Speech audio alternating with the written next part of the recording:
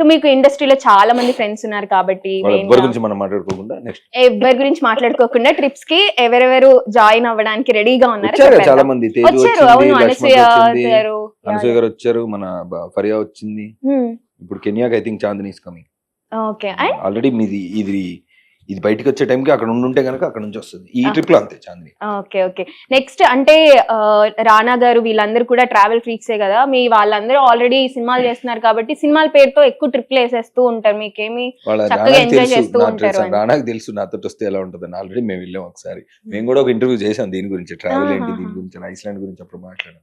So will plan something. మీరు రానా గారి ఇంటర్వ్యూలో ఉపేంద్ర గారి గురించి ఫటా ఒక్కొక్క డైలాగ్ చెప్తుంటే మేమంతా షాక్ అయ్యామండి. మీరు ఉపేంద్ర గారికి అంత పెద్ద ఫ్యాన్ అని తెలిసిన రోజు యూట్యూబ్ లో రక్త కన్నీరు పెట్టుకుని అదొక సాయంత్రం సరదా మనకి. After 10 o'clock, after 11 o'clock, after few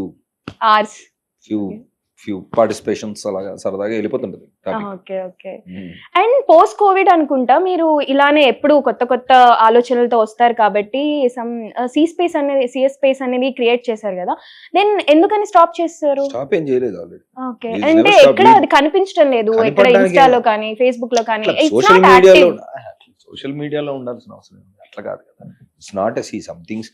ఇప్పుడు 10 మంది రైటర్లు కూర్చొని కథలు రాసుకుంటున్నప్పుడు సోషల్ మీడియాలో ఏం పెడుతుంది దాని గురించి అట్లే. వెన్ వి డూ ఫిల్మ్స్, ఇప్పుడు లవ్ మోడ్లీ వి ఎగ్జిక్యూటెడ్, చాందినితో ఏమేం చేసాం. సో అలాగా ఆ పేస్ లో అది జరుగుతూ ఉంటది. ఓకే, సో ఇట్స్ ఇప్పుడు ఎగ్జిస్ట్ లోనే ఉంది, అసలు లేదు అనడానికి లేదు. ఎక్కడ అంటే కనెక్ట్, కొలాబరేట్ అండ్ క్రియేట్ అన్న కాన్సెప్ట్ తో వచ్చారు కాబట్టి ఇప్పటి కోవర్కింగ్ స్పేస్ అనేది లేదు.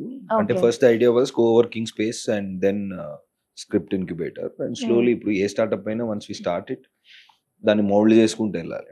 సో మనకి బిఫోర్ కోవిడ్ కోవర్కింగ్ స్పేస్ ఉంటే అది తిరిపోద్ది అనుకున్నాం. పోస్ట్ కోవిడ్ ఆ 2-3 years అసలు వర్కింగ్ స్పేసే అవసరం లేదు, ఎవడు ఇంట్లో ఆడు కూర్చోవచ్చు అని తెలిసి.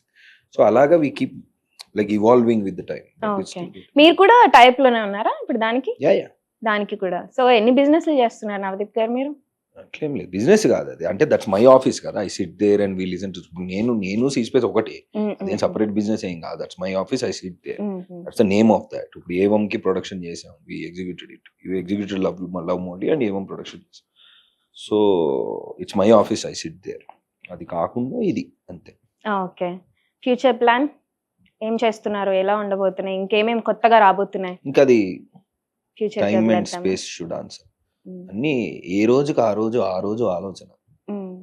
మీకు ఇంతమంది అడ్మిరేషన్ ఉంది, అందరూ వచ్చి చెప్తూ ఉంటారు, మీ ఇంట్లో వాళ్ళు ఎలా ఫీల్ అవుతారు? మీరు ఇంత అందరూ చెప్పింది వింటాం, మేము చెప్పింది ఎందుకేనో అని ఫీల్ అవుతుంటారు. అయ్యో అవునా?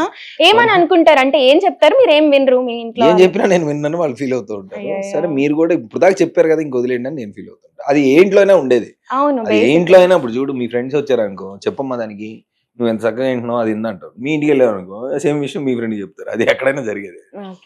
అదే ఈ వయసులో కూడా ఇంట్లో ఉన్నాం కాబట్టి ఇంకా వీడు చిన్న పిల్లోడు అని వాళ్ళు ఫీల్ అవడంలో తప్పులేదు. అదర్వైజ్ అది మామూలుగా జరగదు కదా. ఇప్పుడు ఈ వయసులో ఆల్రెడీ పిల్లలు అదొక అంటే ఇప్పుడు ఒక ఇంట్లో ఉన్న ఒక నీ కొడుకుని వాడు పెరిగాడు, ఒక పెద్ద మనిషి అయ్యాడు, వాడికంటూ ఒక బాధ్యత, వాడికి ఒక రెస్పాన్సిబిలిటీ వచ్చిందని పేరెంట్స్ ఎప్పుడు ఫీల్ అవుతారు? కంటి ముందు వాడు ప్రయోజకుడు కాదు. 39, 38 years కి వాడికి ఒక వైఫ్, పిల్లలు ఉంటే జనరల్ గా ఇంకా వాడికే పిల్లలు ఉన్నారు, వాడు మన పిల్లడు కాదని ఫీల్ అవడం అనేది న్యాచురల్. నాకు తెలిసి ఏ పేరెంట్స్ కైనా వాడు 50 ఏళ్ళు వచ్చినా కొడుకే, నేను కాదంటలా. బట్ ఒక సెన్స్ ఆఫ్ పొద్దున్న లేచి చూసినప్పుడు అలాగే వాడు ఒక్కడే అలాగే అదొక థియరీ అని నేను అనుకుంటున్నాను, నాకు తెలియదు. సో నేను అంటా ఉంటా, మీరు ఇంకా ఒక్కడో అలా చిల్ అవుతున్నప్పుడు ఇంకా వీడు ఇంకా బచ్చగాడే, వీడిని రోజు ఏదో అనొచ్చని నేను అనుకోను, కరెక్ట్ గా అదొక ఎటర్నల్ డిస్ప్యూట్. Okay okay. మీలో మీరు ఒక్కటి మార్చుకోవాలి అంటే ఏం మార్చుకుంటారు? నేనా?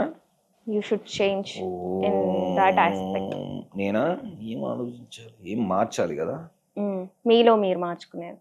ప్రస్తుతానికి ఏం లేవు, అన్ని మార్చుకుంటూనే ఉన్నా చిన్నగా. ఓకే, అలా మార్చుకున్నది ఏంటిది? ఒకటి చాలా ఉన్నాయి. ఇందాక చెప్పిన ఆలోచన ఏదో లేదని అనుకోవడం కాదురా, ఉన్నది ఏంటో చూడు ఫస్ట్. మనశ్శాంతి ఫస్ట్, స్టేట్ ఆఫ్ మైండ్ గురించి చూసుకోవాలి. నాకు నేను చెప్పుకున్నాను.